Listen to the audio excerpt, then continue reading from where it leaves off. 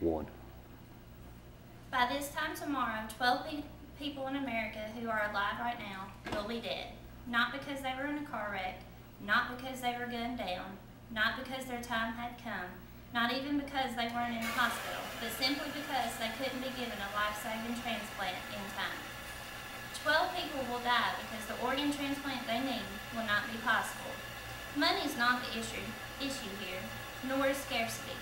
There are more than enough potential donors who pass away each day who can meet all the needs of people on the waiting list. The problem is, those potential donors die without leaving instructions that they are prepared to help someone live after them. And this is a problem on an enormous scale. Currently, nearly 60,000 Americans are waiting for a life-saving organ transplant. Hundreds of thousands more would benefit from a life-enhancing tissue transplant. And yet every day 12 people will die while awaiting a transplant, and every 16 minutes another name is added to the waiting list. But here's the real tragedy. It's a really simple problem to fix. There's an amazing network across the United States that links hospitals with one another and can match donors with patients.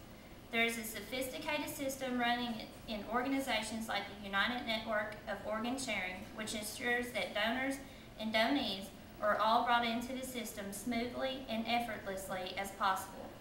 The one element that's missing in sufficiently large numbers is the pool of donors. Maybe this could be you, so how can you help? Well, first you need to make the decision that when the time comes you would like to help someone else, and that's quite a decision to go through. It's not something you decide without some emotion. But remember, you make provisions for the people you leave behind when you write a will or buy insurance. This is one more of those preparations you can make that will make things better for other people in your life. And don't forget, what you do one day may be the same thing that someone else may be doing for you or your family sometime much sooner than that. So yes, it is a big step, but once you've made the resolution that you'd like to be an organ donor at the end of your life, you then need to take some steps in the here and now to make sure that your wish is made known. Here's how to get started. Number 1, you need to talk with your family. The single most important way to register as a donor is to register your wishes with your family so they will know your decision. You will also want to use donor cards, driver's license stickers, and other means as well. But first, be sure the next of kin knows your wishes. Discuss your decisions with your family. Make sure they know what you want and find out what they want. Then it's time to get it on paper. You can sign your driver's license or a donor card to raise this subject. This is a good idea because it matters when the time comes, and so it's a good idea to have the document that tells the medical team where you stand. If they know that you're a willing donor, then they will be in a position to take the appropriate steps at the appropriate time. But please, don't imagine for one moment that this will harm your chance of being treated properly. The team that uses a donor organ is never the team responsible for taking care of your own life. Donation only becomes an issue after you are gone, never before. How do you go about getting a donor card?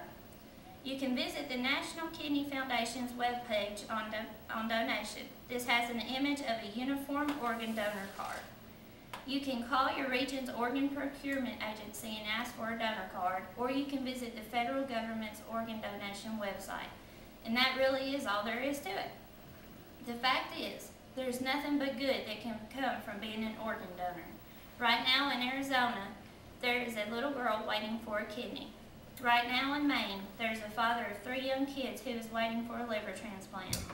If they can have an organ, their story will be a happy one. And the sooner more people sign up, including you, the sooner those waiting on the waiting list will go down. And the sooner those people will get the life they were meant to live.